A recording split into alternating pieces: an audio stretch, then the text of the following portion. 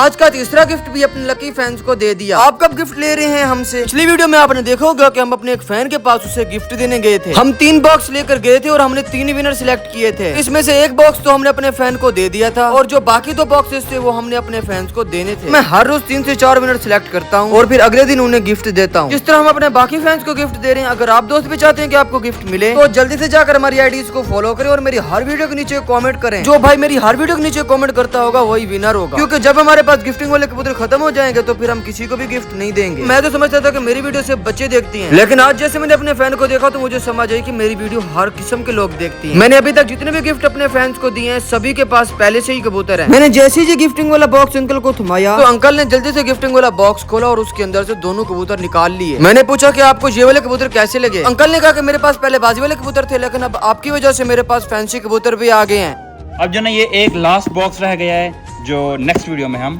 किसी एक फ्रेंड को देंगे।